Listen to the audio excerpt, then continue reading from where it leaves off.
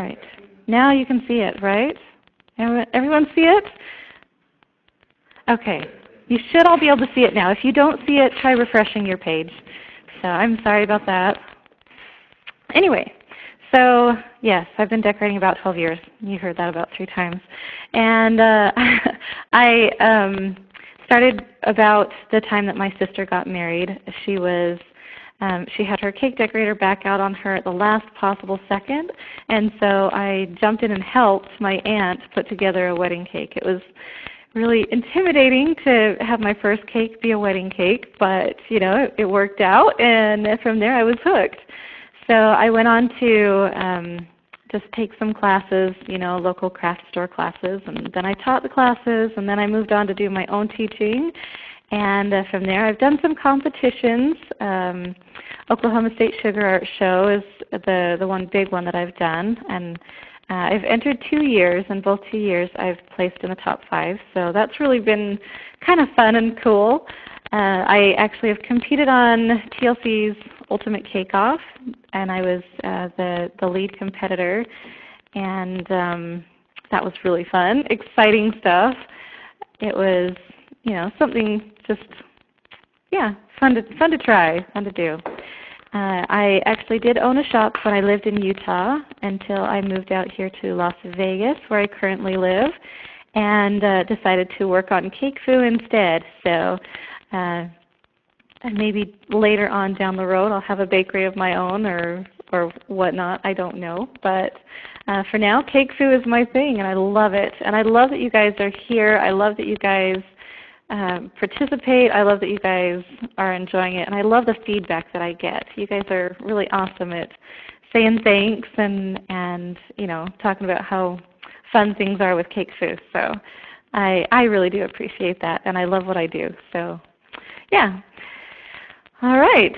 So let's get on to our actual training portion. We are going to talk about baking today, and let's see, we're going to talk about 4 different kind of sections to our training. We're going to do what our ingredients do.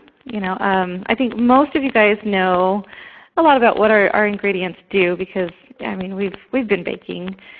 So unless you are exclusively, box cake recipe, then you probably do know a lot about what our ingredients do. So, but we will go over it just to, make sure that everyone is on track with us. And like I said at the beginning, after we're done with that section, we will have a question and answer portion. So make sure you guys get your answers in so I'm not twiddling my thumbs, please.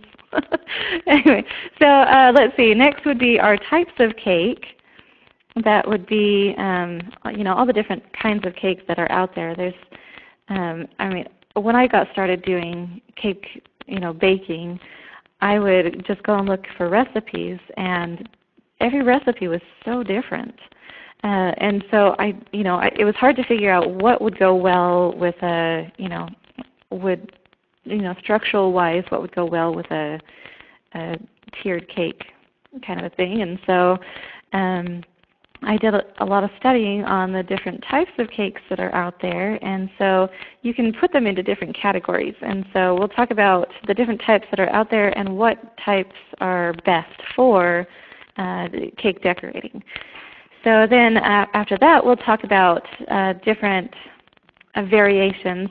Within that types of cakes, I'll actually share a recipe with you. It's my favorite, yellow butter cake, and we'll walk you through that. Then we have our variations. So it'll go through different things that you can do to change that one recipe into you have 5 different recipes right there just through these simple variations. And then we'll talk about altitude adjustments because you get a recipe from somebody and then it doesn't work the way that they say it works, and it's not as good as they said it was or the way you remember tasting it. And it could be altitude or other things, and so we'll talk about what kinds of mishaps might happen in your baking. So, all right, first one, what our ingredients do. So butter is our #1 ingredient. This butter, of course, it creates that richness. That's what butter does. And so it also assists in the leavening when you whip it with sugar. When you beat your butter and add sugar, it incorporates air into your batter. So the other option is oil. Some cake recipes will call for oil, and oil will actually create that moisture too, maybe even better than butter sometimes. But it's not going to help you with the leavening. It's not going to help lift your cake. So some recipes call for it, some don't, and it goes back to it's a different type of cake. Okay, our next ingredient is sugar. So with sugar, of course, we all know that sugar is sweet, so of course it's going to add sweetness to our cakes. And like I said just a minute ago, when you incorporate it with butter, it assists in leavening your cake. You want to, get the butter, room temperature, of course. Whip the butter for a while, and then add the sugar, and then whip that for quite a while, and it turns into, kind of a almost frosting consistency. If you were, it's kind of the same way that you make frosting, so it makes sense that way. Just a different type of sugar. And in baking, just so that when you're putting a recipe together, if you don't happen to have instructions to that recipe, the sugar is always considered a liquid. And so, because when it bakes, it actually melts and does become a liquid. So when they tell you to mix dry ingredients, mix wet ingredients, usually, unless you're creaming, using the creaming method, the sugar will always go in with the wet ingredients. Okay. All right, next is our egg yolks. There is egg yolk and egg white, and I separated them for a reason. Egg yolks do a totally different thing than egg whites. Egg yolks create richness that you won't get, from the egg white necessarily. So that's, basically what the yolk does. It doesn't have, a leavening ability to it. So it just aids in the creaminess kind of a thing. And so it will actually make your cakes more dense if you're wanting to go with a lighter cake. You will want to actually take out the egg yolks, because then it'll help to create a lighter cake if you do that. Okay, next would be our flour, baking powder, and salt. And I've put them all in the same window because I've got them all mixed together. These are our dry ingredients. So we have our flour. There are different kinds of flour. Flour obviously stabilizes our cakes and baked goods. And it will, make our cakes sturdy in the end. So we have all-purpose flour, cake flour. There's all different kinds of flour, but these are the two main types of flour that we use in baking, cakes and the sweet kind of pastries. So all-purpose flour is going to create a gluten when you start mixing it with your other ingredients. And what gluten does is it connects and holds things together. So if you're going to be using an all-purpose flour, you're going to have you're going to run into possibly getting it too, stiff and chewy kind of a thing. A way to avoid that is to mix your flour less, and also to substitute your flour with what is called cake flour. Cake flour is basically flour, but they've taken out the gluten. The gluten is what kind of binds things and holds them together. Cake flour has less of that gluten, and so it allows your cake to be more light, more fluffy. It still holds things together, but it's not chewy. For me, I actually I like cake flour and I like all-purpose flour. It depends on the recipe, and sometimes most of the time actually, I actually use both all-purpose and cake flour in one recipe because I want a good, sturdy cake, but I don't want it to be chewy. So doing a combination is a really helpful way of fixing that problem. All right, and then for baking powder, we have, of course, there's also baking soda. Baking powder and baking soda are leaveners. They are things that are going to make your cake rise, along with, I said earlier, of course, the butter and the sugar. When you mix those together, that creates an air, which also, creates a lift to your cake. And baking powder and baking soda enhance that. They do more in the way of helping to raise your cake. So it's going to create a lifting effect to your cake, which will make it lighter. So baking powder, baking soda are going to create a lighter cake for you.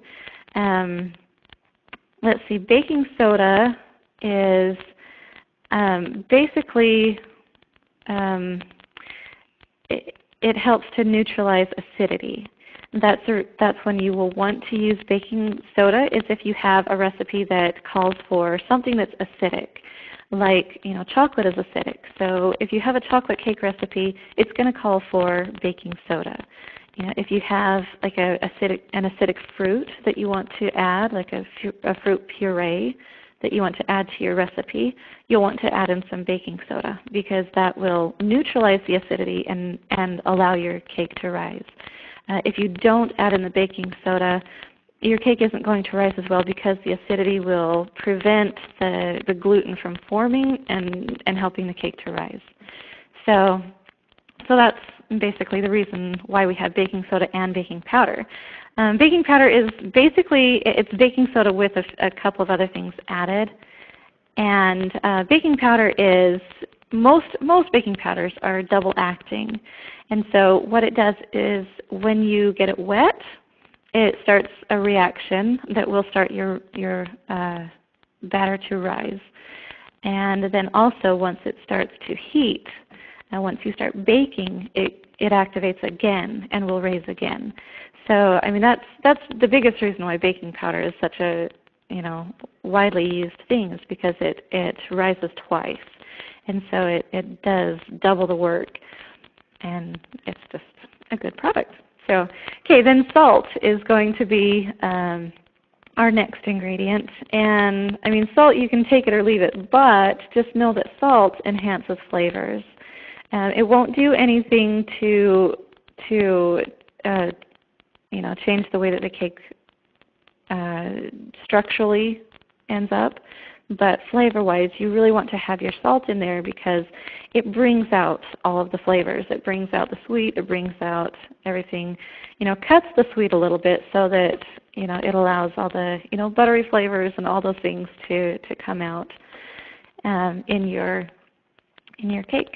So salt is good, and also salt is good in your frosting. Sometimes I hear people say that their clients complain about their buttercream being too sweet. Really, all you have to do to create a less sweet buttercream, add a little bit of salt, and it cuts that sweet a little bit and allows you to taste all those other different flavors that are in there. So, okay, then milk or other moisteners, other wet ingredients. With the cake that I'm going to be showing you, all these ingredients that you see here, this is actually not just milk. I've combined milk and sour cream. Yes, sorry. So milk and sour cream, and I mixed those together. Basically, this just adds moisture to your cake. Without that moisture, you're going to have a really dry, dense cake, and so this will add that moisture that you're looking for. You can substitute the milk with other ingredients or add other ingredients along with the milk. You've got, your fruit purees, or if you want to add, I don't know, if you want to substitute almond milk, or you want to, substitute, sometimes you can just add water mixed with the milk if you want, a dense cake. Milk will actually react with the other ingredients and will actually make your cake a little more dense, and especially the sour cream will do that. I actually combine the milk and the sour cream because I like my cakes more dense. I think that they have, as long as they're moist, they have a really, a really good flavor, good texture to them that I really like. So that's why I do milk and sour cream combined. But you can do milk and water combined. You can, add in a few fruit or any other kind of liquid that you want. So, and again, that just creates moistness. And then we have our extracts, or, you could use, this one I actually have a combination of vanilla and almond extract.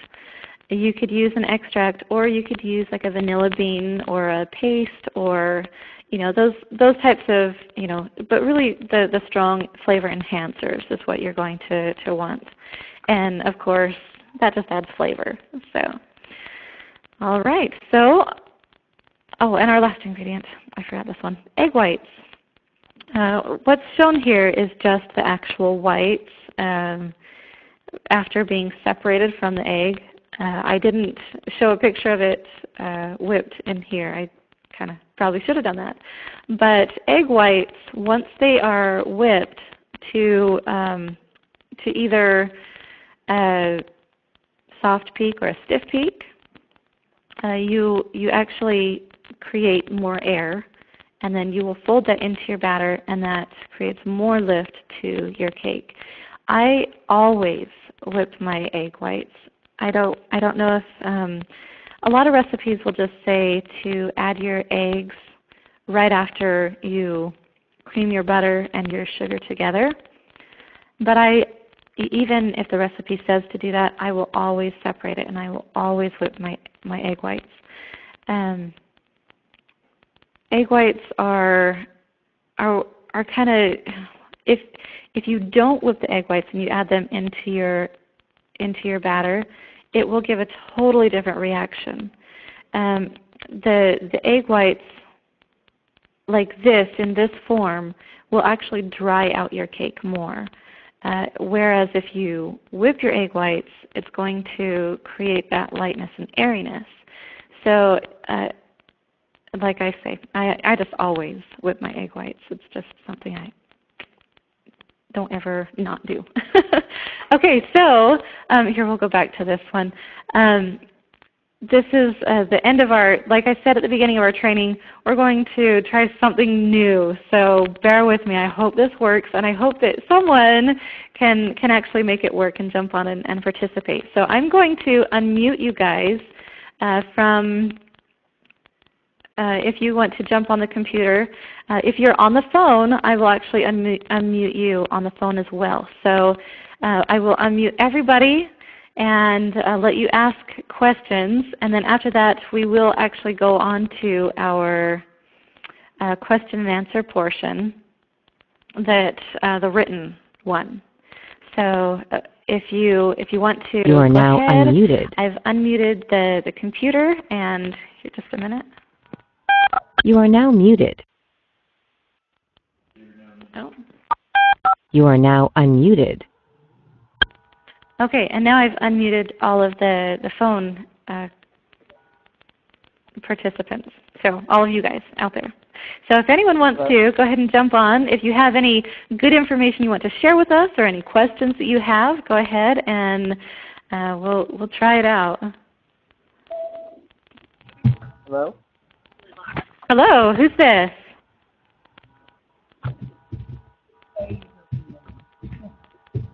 Are you there? Hello? Hello. I can hear you. You want to go ahead? This is Amy. This is Amy. Oh, hi. All right. Hi. Yeah, I use the, can you hear me? Yes, I can. I have been using the, like, coffee syrup in my cakes, that I found that sometimes they sink. So if anybody ever uses those, you can cut back on your sugar by the same amount of liquid that you're using, and it comes out fine. And it adds a great flavor. Oh, that is really cool. So like the coffee creamers, is that what you're talking about? No, the syrups, like they add, like the Toriani syrup. That you see okay. Like a Starbucks. Smart and Final has. They have a dark chocolate, a white chocolate. They have any flavor imaginable. And cool. And then you just cut back on your sugar a little bit? Yeah, by the same amount of the liquid you're putting in. Very cool. Thank you for that tip. Oh, you're welcome. And this is great. Thank you. Well, good. I think this is kind of a fun new thing. I think, you know, if we can work this out and get the hang of it, I thought it would be fun to try it on my call, so that, you know, we don't have to mess with any other trainers that are coming in. So anyway, it's okay. So anybody else want to jump in?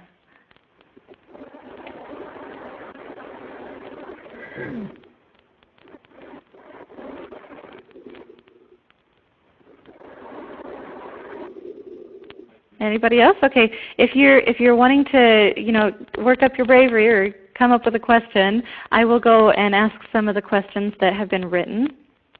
Let's see. Hello? Yes. Who's this? This is Terry. Terry? Yes. Okay. I came in. Hi, Terry. Hi. I got pulled away for a little bit, and I came in when you were talking about the sour cream in the milk. If the recipe calls for, let's say, a cup of water, and I want to use milk and cream, what ratio do I use sour cream and milk to? It is the same amount. It's the same amount. So if it calls for a cup, you will end up putting in a cup. My recipe that I have here, I have actually a half a cup of sour cream and a half a cup of milk. And so you'll want to just add up to that cup. Okay. And something I did just a few weeks ago, I didn't have any gingerbread or molasses or anything, but I had some spiced pudding mix. And of course, I was baking in the middle of the night for, you know, last minute type thing. I added the pudding to the and yeah, great. However, I also added nutmeg and cinnamon and cloves. And I think I'm going to use that from now on. The whole thing was so tasty. I thought, this is great. I'm not going to use anything else. Okay, Terry, I'm hearing a lot of feedback. I heard you say that you had a pudding that you wanted to add, and then I lost you after that. I used pudding, and I threw that into the cake that I was making into the batter, and it turned out really light and soft. Okay, great. So it's adding pudding to it.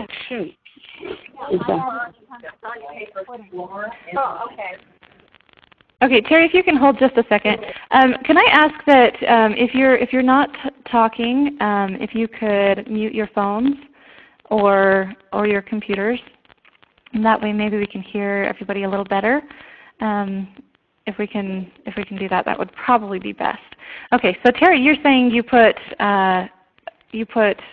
your pudding in with the recipe. Do you substitute the liquid for the pudding, or do you just add it also? No, I just threw it all in there, and I was hoping for the best, and it really did turn out really well. The batter seemed a little bit thicker, and I filled my cake pans, 2/3 of the way. The only thing that did happen was they rose really high, and so I had to level off all the pans, when they were baked.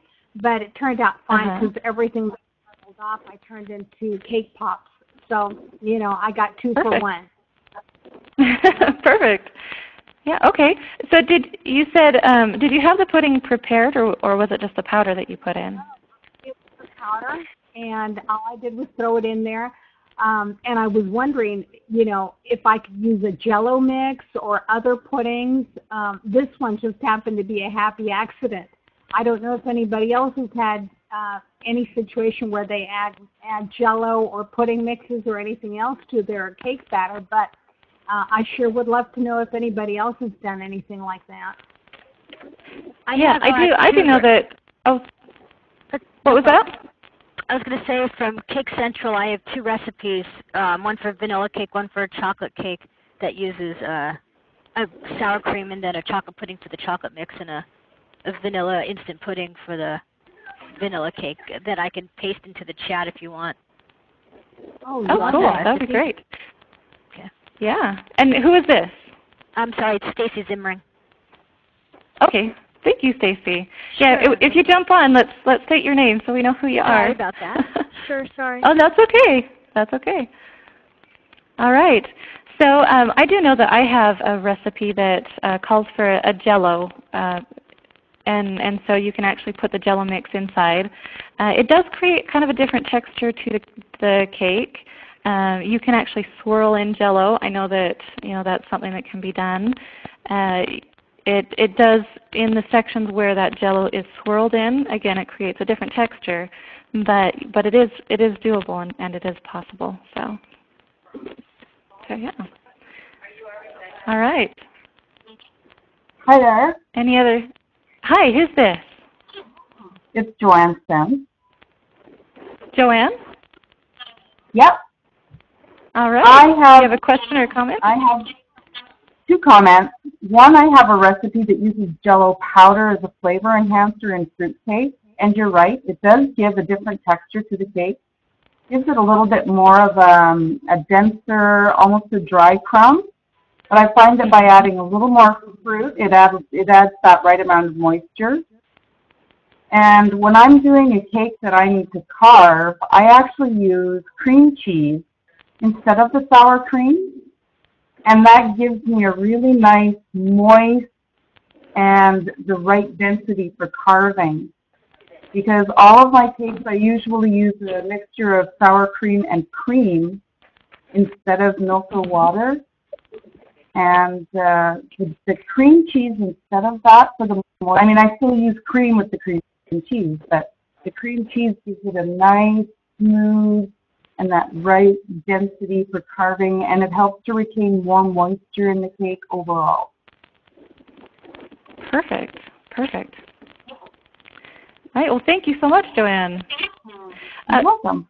If I can add in my recipe that calls for Jell-O, the powder, I actually replace some of the sugar with Jell-O.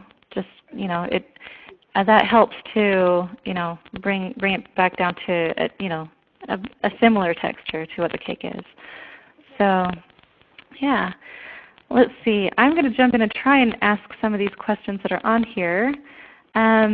Shannon Hildebrand says, I've seen that we can substitute a mixture of cornstarch and all-purpose flour for cake flour. Does that really give the same effect as cake flour? I've done that, and it has had some success. I think that it does do a similar effect. It's not going to be quite as much as an actual cake flour. You're still going to have that gluten from your all-purpose flour, but it does work. It does work. It's just not quite as well. That's why I tend to stick with the combination of all-purpose flour and the cake flour. But you can do, that's basically the same idea of taking flour, adding cornstarch, because the cornstarch gets rid of some of that gluten that is in your all-purpose. So yeah. Let's see. PJ Jenkins asks, when you whip your egg whites, at what point do you add them to the batter? And I will go more in depth with that when we get to the part about altitudes, because it really is different for where you are. Less if you're in a higher altitude, more if you're at a lower altitude. So let's see. A lot of egg white questions. So just so you know, you guys, I will get to that part later on. Okay, let's actually go ahead. I'm going to mute you guys again so we can move on. You are now muted. Kind of fun. You are now unmuted. There we go. All right, and we will go on to the, oh, hang on. You are now muted. Okay. All right, so we will move on to the actual next types of cakes is what we're doing next. All right, so the ingredients that I've listed off are more for like a butter or layered cake. If you understand what types of cakes there are out there, if you see that, you know, all the different recipes have so many different ingredients and different portions of ingredients and stuff, you can actually take any cake recipe and put them into one of these categories. And I know that, you know, like I said on my my post on CakeFu about, you know, my training, I haven't gone to schooling for this. So if I've, you know, this may be Americanized, it may be Amelia-ized, I don't know. But this is what I understand the cake to be. So the first type is pound cake. Basically what a pound cake is a pound of everything that that you add into your cake. So a pound of butter, a pound of sugar, a pound of flour, and a pound of eggs. And I've written in there, you know, amount-wise about what that would be, you know, what that would equate to. So a pound of butter, 2 cups of sugar, or 2 cups of butter, 2 cups of sugar. Flour, you know, it's between 3.5 to 4 cups of flour. You know, if you're going by measurements with flour are always going to be, they're going to vary, just because you never know the density of your flour. It will affect the weight to measurement ratio. So, and then eggs, kind of the same deal. You never know what size of egg you're going to get. So if you weigh your eggs, you're more likely to get the right ratio. But it's anywhere from 8 to 10 eggs if you're using just a basic, you know, large grade AA egg. So that's what a pound cake is. A pound cake does not have the leavening, not a true pound cake. It doesn't have the extra leavening like the baking powder or baking soda. A true pound cake is purely risen off of the creaming of the butter and sugar and then folding in the egg whites. So that's what creates the lift of a pound cake, and that's why a pound cake is so dense, is it doesn't have that added leavening. Pound cakes are really great for if you're going to be doing something sculpted, you know, so that's a really good option. There are different things, you know, you can add flavorings and things like that to your pound cake. I would suggest adding a little salt because, you know, again, that will add to the flavor. So you can add your vanilla and your salt or whatever other flavors you want to add to your pound cake.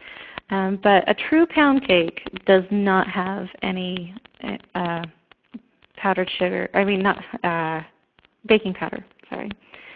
Okay, so the next one would be our butter cake or layer cake. This is the cake that most cake decorators use, at least here in America, for their cakes. It's kind of a step between a pound cake and a sponge cake.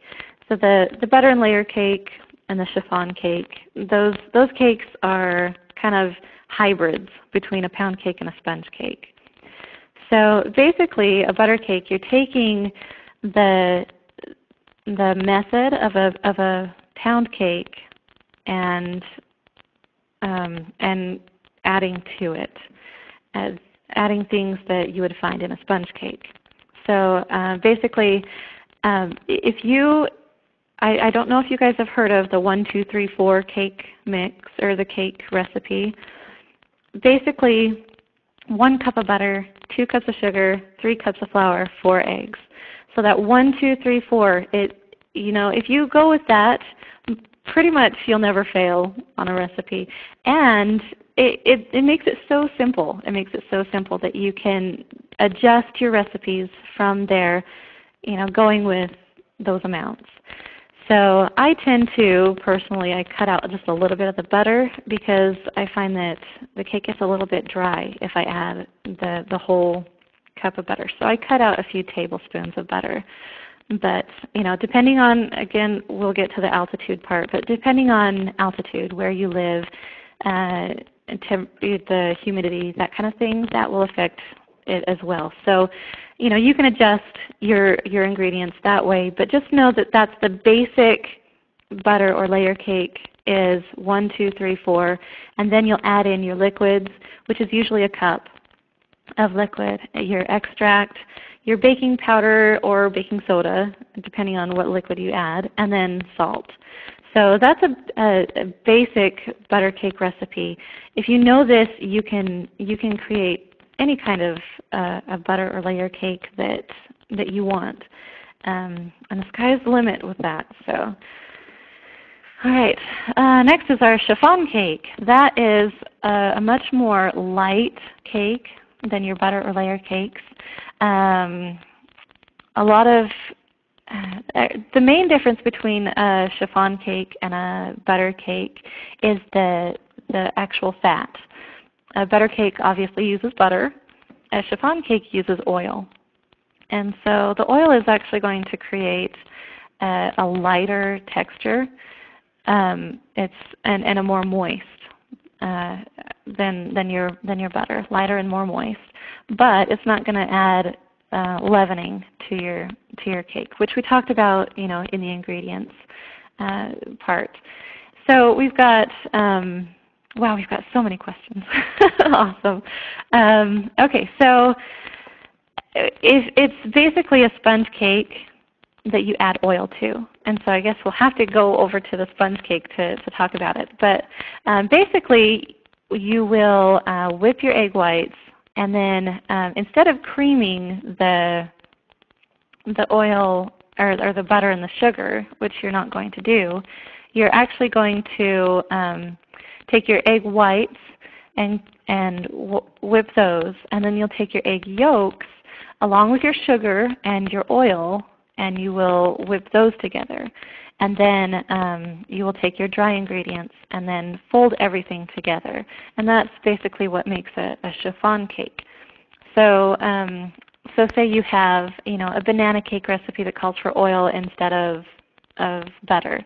That's going to be a chiffon cake, or a pumpkin cake that calls for oil. That's a chiffon. And just so you know, that does create a lighter cake. It has a softer texture to it.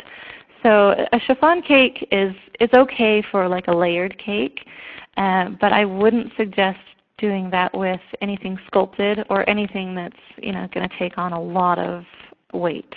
It's just really light. So, and it is doable. It is doable. Just yeah. But I tend to stick with the butter cakes. So, all right, and then a sponge cake is basically a chiffon cake, but no butter. So it's a very basic recipe. So you would take separate your eggs, whip your egg whites, cream up your yolks with your sugar, and then fold in the egg whites and the flour, so that it creates that lift and that raise and everything. So a true sponge cake, again, doesn't have the added leavening. It doesn't have the baking powder or baking soda. These are the really traditional sponge cake and a really traditional pound cake. I guess it comes from back in the time when they didn't have those added leaveners. So that was the way that they created their lift. So a true sponge cake doesn't have your added leavening. So there you go. And that's basically all the different types of cakes. And so hopefully that'll help you when you're looking for recipes to say, well, this one will be good for, you know, sculpting, or this one will be good for layering cakes, or this one will be good for, you know, a sponge cake is good for adding, you know, fresh fruits. That's basically an angel food cake. And so your fresh creams and fresh fruits are good to add to a sponge cake, because the main reason why is because you can refrigerate a sponge cake. It doesn't have the added butter and fat, and so it won't harden when you put it in the fridge. So you can just take it straight from the fridge and serve it. If you put your fresh fruit and cream on a pound cake and you have to refrigerate those fresh fruit and cream, you're going to pull out your cake. It's going to be stiff. It's going to be hard to eat with that fresh fruit and cream. So there's a reason for each different type of cake. We as cake decorators tend to stick more with the, you know, other ones, not the sponge, because it's just so light that it doesn't work well with stacking and that kind of stuff.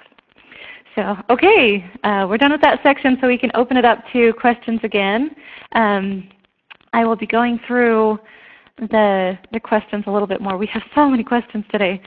Okay, so let me unmute you if anyone wants to jump in and ask questions or add something. You are now unmuted. You are now muted. You are now unmuted. Okay, so everyone should be unmuted.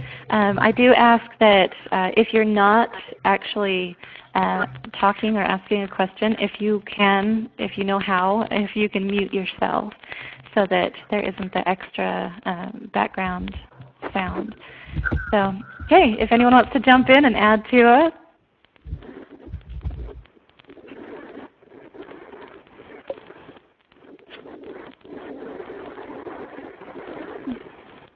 Anyone? Okay, I can ask a few more questions here. Let's see. I have a question. Yes, who's this? This is Shannon Hildebrand. Hi, Shannon. Go ahead. Okay, my question is, when you're, like, say for example, you wanted to make a pumpkin cake, and you're going with the butter layer thing, recipe base, how do you figure out how much pumpkin to put in it? You know, a lot of it is going to be, you know, a little bit of trial and error. Mostly what I would suggest is sticking with the amount of liquid that it calls for. Anywhere from 1 to 2 cups is usually acceptable. You won't add anywhere near as much liquid to your recipe. Let's see. Trying to think. I can only think of my carrot cake recipe offhand, but let's see. But carrots also, just so you know, they have water content when it's cooked, so it is technically considered, you know, a liquid. So when you do add your carrot to a carrot cake, you have to think about the moisture content with that. But getting back to your pumpkin, basically I would say go between 1 to 2 cups. I wouldn't go any more than 2 cups, just because then you're going to add too much moisture and your cake won't rise and set properly. So the pumpkin would be considered like the liquid? Yes, it would be. Yeah. So if you do, if you do want to add a little bit of milk or cream to it, you could add a little bit, but I wouldn't add much. I would take away most of it. You know, maybe like 1/4 of a cup of liquid. Okay, so it would be like maybe 1/4 cup of milk and 3/4 of a cup of pumpkin. Yeah, you know, I would actually say you could go with more of the pumpkin, just because it's not all liquid. It does have some texture to it. So I think you would be safe adding more pumpkin. I would say maybe like 1.5 cups of your pumpkin, and then try, you know, like 1/4 cup of liquid, and try that. The same gist, or? What's that? Like with strawberries, would it be basically the same thing? Like if I would go a little bit less on a like a strawberry or like a fruit puree type of thing, unless you're actually putting in actually macerated strawberries. But if it's a puree, I would go less because if you have the fiber that's in the fruit, that will add to the texture. It's textural, and so it's not all moisture, so you can add more of it. If you're adding a puree, there's not that same fiber to it, and so I would cut back on the fruit. Yeah. But pumpkin, even if you blend that up, you still have the fibers in it, and so you can add more of that. Okay. So. Thanks. Yeah, you're welcome. Anybody else? A question. My name is Pam Greenwell. On your 1, 2, 3, 4 cake, you mentioned adding a cup of liquid to that. How much baking powder would you add to that? Usually, it depends on what kind of liquid you're adding. If it's just a milk-based, liquid, just a tablespoon of baking powder is what you'll add. If you're adding anything acidic to your recipe, if you want to add fruit or chocolate or something like that, you'll want to substitute some of that baking powder with baking soda. But just know that your baking soda and baking powder are not equal ratio. So if you're going to add in baking soda, add less baking soda than your baking powder. Usually when I add baking soda to something and it's a somewhat acidic, I'll add some baking powder, about like a tablespoon and a half, and then about a half a teaspoon. Oh wait, a teaspoon and a half. Did I say tablespoon? Teaspoon and a half of baking powder and about a half a teaspoon of baking soda. So. Okay. One other question too, before we see the rising. I do a coconut key lime cake, and I don't know that it happens every time, but sometimes the key lime juice tends to funnel up in the cake a little bit, and it's a lot more dense. It doesn't rise as high. How can I counteract that? That's exactly what the acidity. That's where the acidity is causing a problem. The acid that's in the lime actually kind of counteracts with the leaveners and the flour, and it breaks things down. And so you're going to want to, with your key lime, I would suggest adding some, instead of just regular milk or cream or whatever you add with your lime, I would add in a little bit of buttermilk instead of just regular milk. And then also make sure that you've got your baking soda in there in place of your baking powder or along with your baking powder, because the baking soda is going to counteract. It's going to counteract with that acid of the lime and help to neutralize it enough to help the cake raise. All right, great. Thank you. You're welcome. Yeah. Okay, let's see. One of our questions we have here, Magali, I believe. I hope I got that right. Says, if the recipe asks for milk, will it make a difference if it's whole 2% or 1%? It does make a little bit of a difference in the texture in the end. I always try to stick with whole milk. There are times when I want to make a cake and I haven't run to the store and I only have 2%, so I'll add 2%. I hardly ever work with 1% milk. But I would suggest sticking with whole milk just because it's going to add to the the creaminess and the overall texture of the cake. So, all right. Anybody else? We are just, we're going to have to move on. Man, we've got a lot of questions and we're running out of time. I hope you guys are okay going over just a few minutes because we have a lot. You are now muted. A lot to go over still. Okay, I'm muting you all, and we'll move on to the recipe part. You are now unmuted. You are now muted. Okay, there we go. All right, on to our recipe, the actual recipe that I'm going to share with you guys. It's my basic yellow butter cake.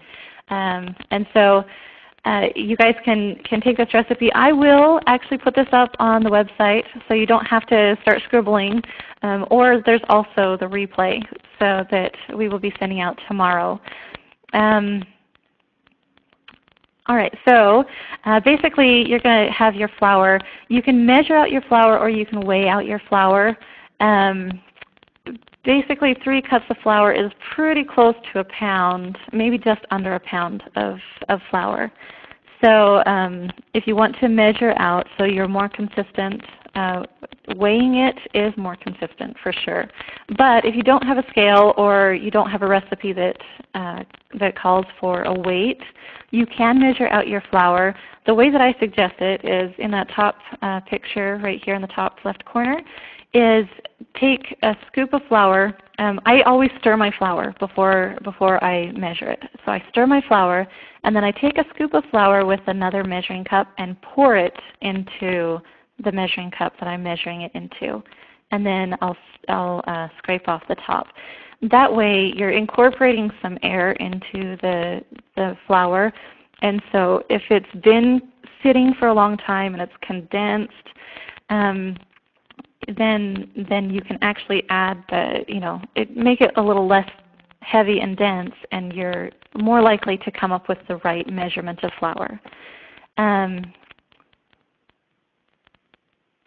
All right, someone said they lost sound. Can you hear me? Okay, sorry. Okay, so then after I take the flour measured, I will put it into a sifter, and I'll sift it out along with my baking powder and my salt. And that way it just ensures that you don't have any lumps. No one wants to bite into a clump of flour in their cake. So that helps with that. And it helps to incorporate the baking powder and the salt into the dry ingredients a lot better. And so it'll help your cake to raise more evenly and have the right flavor. Oh, also, let's go back to that.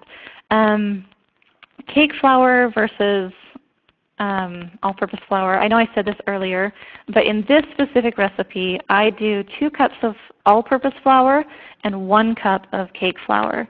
And I find that gives me the consistency, the texture that I like. If I go all cake flour, it just is so soft that I feel like I can't stack it, can't work with it, that kind of a thing. But if I go with all-purpose flour, it gets a little bit on the dense side. If anything, I stick with the all-purpose. I would rather go more dense when I'm doing a tiered cake. And so I would rather stick with the all-purpose rather than all cake flour. So there you go. All right, the next thing that we'll do is, let's see if we can get it to move on, is creaming our butter. And we talked about that in the first part, so I'm just going to really skim over this. I cream my butter for about 4 minutes. And so as you can see, I guess the picture doesn't do justice quite as well, but you can see that butter is turning a little bit more white. The more you cream it, the more volume it's going to get. If you see the amount of butter that I have in the bottom of that bowl compared to it is a little bit closer up shot, but it does increase the volume of the butter, and it does make it creamy so that it can take on the sugar, which we're going to pour into our mixer. So we're going to pour in our sugar into the mixture while it's going, and we're just going to keep whipping. I have it on more of a medium to high speed. I want it to get nice and whipped.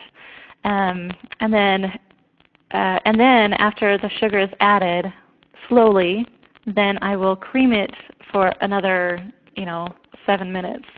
Or you could cream this all day long if you want to, but I would give it at least 3 or 4 minutes of creaming. I know that sometimes you're in a hurry and you don't want to sit there and let it whip forever and ever. On a side note, that's why I love my Cuisinart mixer, because it has a timer, and I can set the timer. When it goes off, it stops, and so I can be doing other things. But that's a different story. So anyway, 2 cups of sugar, cream it. 7 minutes is what I like to give it, just to, nice and fluffy. And then we're going to add our egg yolks, 4 egg yolks, and we're going to cream that in with the butter mixture. Just add one at a time until it's incorporated. And then we're going to lower our speed. I didn't say that, but you definitely want to lower the speed or you're going to have flour everywhere. But you lower your speed, you add 1/3 of the flour mixture, 1/3 of your wet mixture, which is the milk and sour cream, and then 1/3, or actually half of that. So 1/3 of the flour, half of the wet, 1/3 of the flour, half the wet, 1/3 of the flour. So you start and end with your flour mixture is basically what you want to do.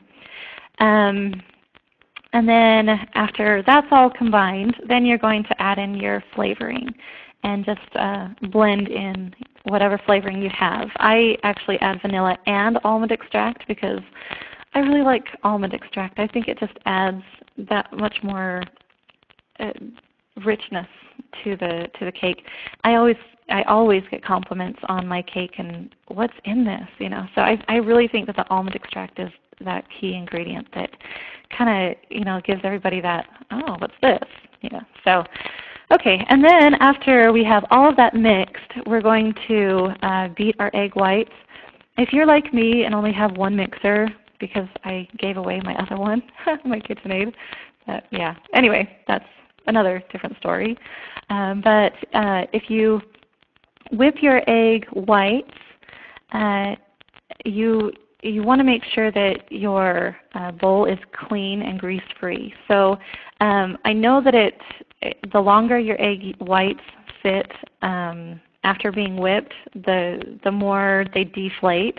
But I tend to whip my egg whites before I mix my cake and then just throw it in the fridge until I'm done mixing everything. That way I don't run the risk of having that buttery grease in the pan after washing it. If you want to wash it out and then do, it just depends on how you do it. If you have 2 mixers, that's perfect, or 2 bowls, that's, I guess ideal. So anyway, you want to beat your egg whites until they're stiff and then fold it into your batter. And the way that you fold it is just take a spatula or a scraper and just kind of dig into the center and just kind of fold the batter up over the whites. And you just keep going, from the center to the outside, and just keep going until it's incorporated. You add a little bit, probably about 1/3 of your whites at a time, and fold it in until you can almost not see the whites, and then add in your next portion. You don't want to make your egg whites go all the way away before you add in your next portion, or else you're over mixing. So, and then from there, you'll just pour it into your cake pan, anywhere from 1/2 to 2/3 full. You don't want to go over 2/3 full, or you're going to run into problems of overflowing and all that.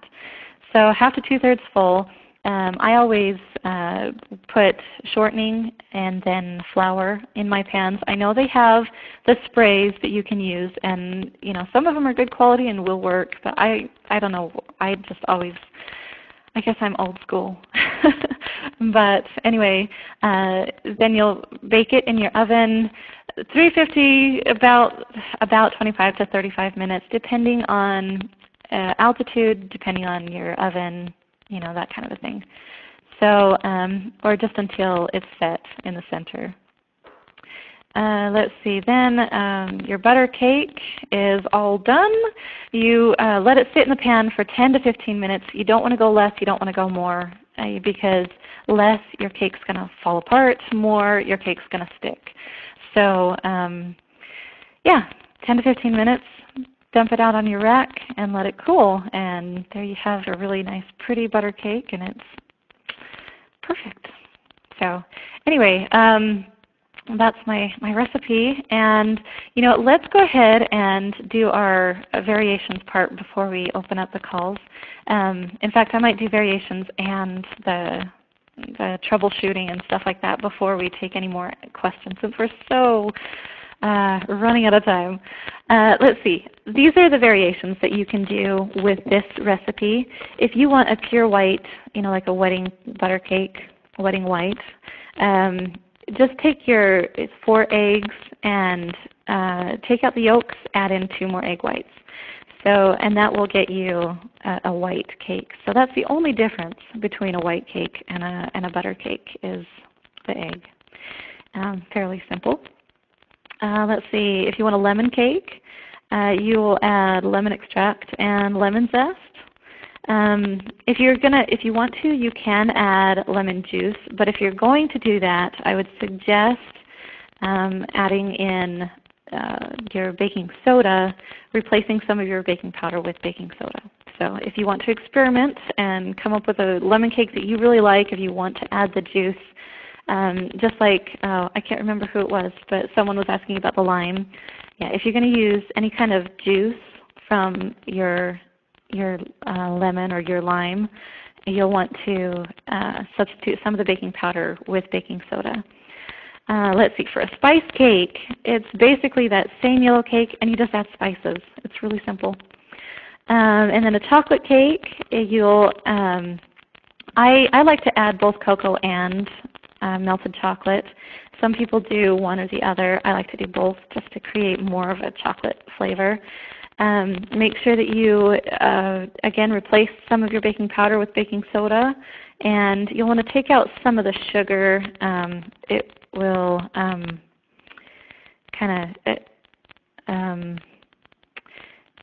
something about taking out some of the sugar. It just something to do with the texture of the chocolate. So if you want to play around with that recipe too, and onto our altitude adjustments, here's a chart that you guys can go with. The explanation of it basically is once you get to a higher altitude, the air pressure is different in a higher altitude than in a lower altitude. And so things are going to be different.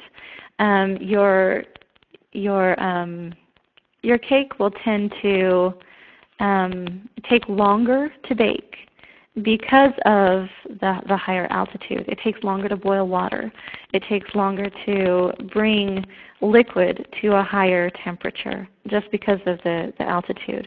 And so these are some of the things that you can do to counteract that effect that you're going to get with a higher altitude. Taking away some of your sugar will help because the sugar creates more moisture. And in a higher altitude, more moisture means it's going to take longer to get up to that temperature that you need. So if you decrease the sugar by a tablespoon, not much, or 2, depending on how high you live, that will help to adjust bring it up to a higher temperature faster. Also the liquid, you'll want to, this says add a little bit of liquid, just because the actual liquid will come to a higher temperature faster than sugar will. I'm not 100% sure on the science behind that, but if you want to add a little bit of liquid. Flour, you'll add flour to it as well, just because it helps with the gluten and holding things together while it's raising, that kind of a thing. And baking powder or baking soda, you decrease that a little bit. The problem is your cake will be rising this whole time that it's baking until it comes to a temperature that it's going to set. And if you have too much leavening in there, then it's going to inflate to a point where the flour can't structurally hold it anymore, and that's when you get sinking in your cake. it'll deflate before it has a chance to set. And the last thing you can do is increase your temperature of your oven. And this really depends on your oven. So you're going to have to try things out. You're going to have to test things. But raising your temperature in your oven at a higher altitude will help it to set faster, which will help the leavening to, to not lift too high and then fall before it has a chance to set. So yeah, I remember living in Logan, Utah is where I came from, is way different than living here in Las Vegas. When I lived in Logan, we were 8,000 plus feet. And so I actually raised the temperature in my oven almost 50 to 75 degrees for my cake recipes, because if I didn't, the cake would fall. It just would fall in the center. So just know that there is a big difference.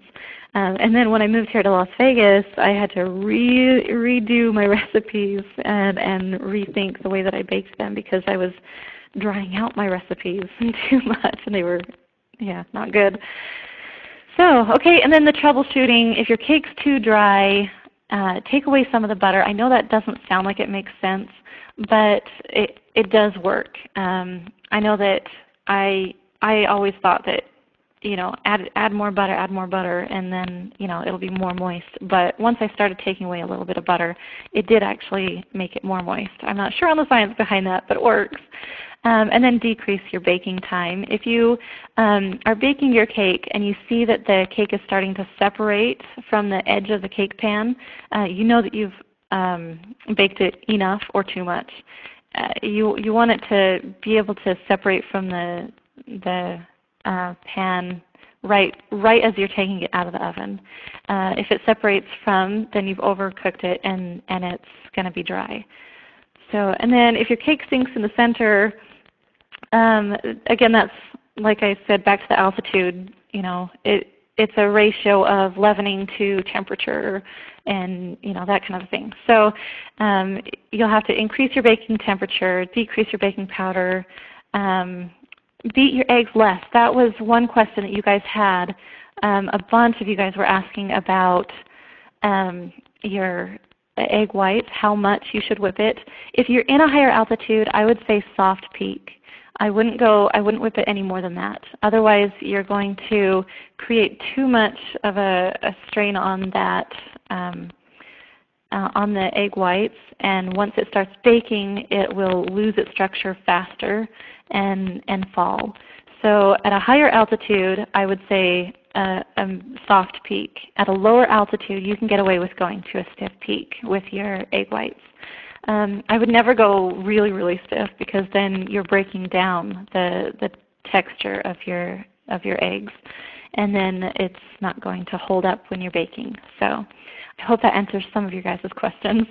And then if your cake cracks on the top, that's just a sign of you've baked it too long, and you need to just back off on the baking time.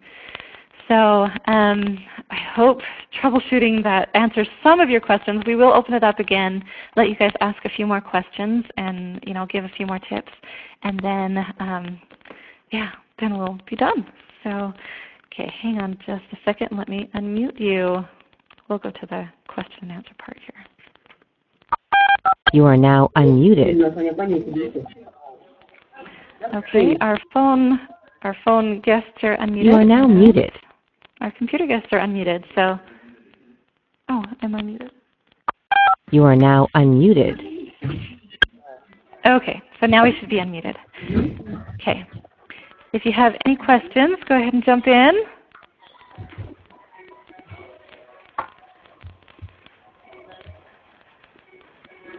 Anybody?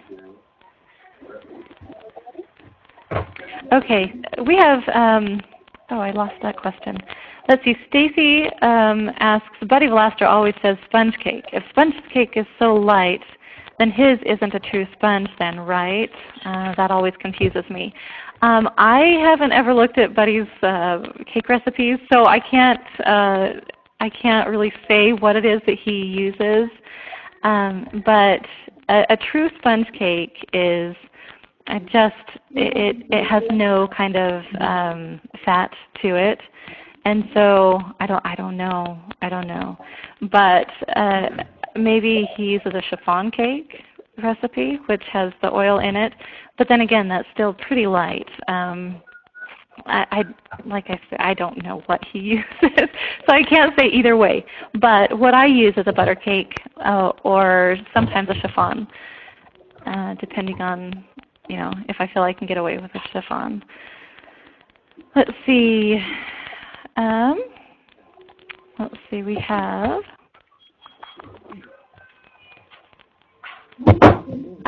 Shannon asks, if you are using all cocoa powder, would you still decrease the sugar? I don't think you would. I think that the sugar that is in the actual physical chocolate is probably why you decrease some of the sugar. So if you're doing cocoa powder alone, I wouldn't decrease your sugar. Just stick with what you have. But you do want to decrease your flour. And just do the amount of flour that you take away from or the amount of cocoa that you add in is the amount that you would take away from your flour.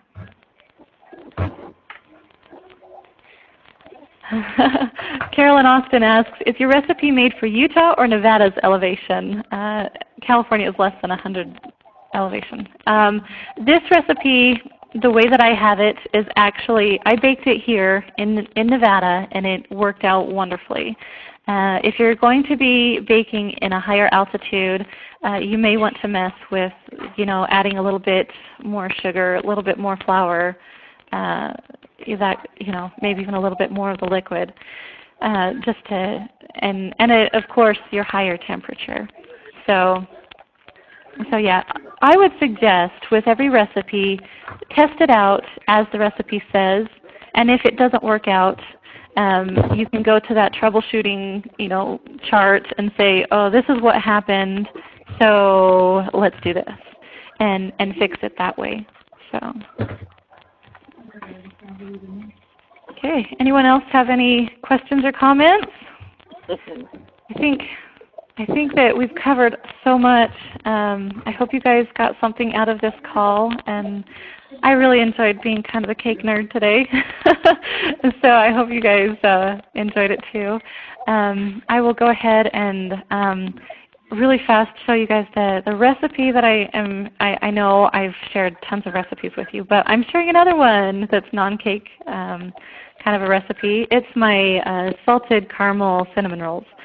So basically it's a sweet dough roll, and you just add your filling, and it's got a salted caramel buttercream for the top.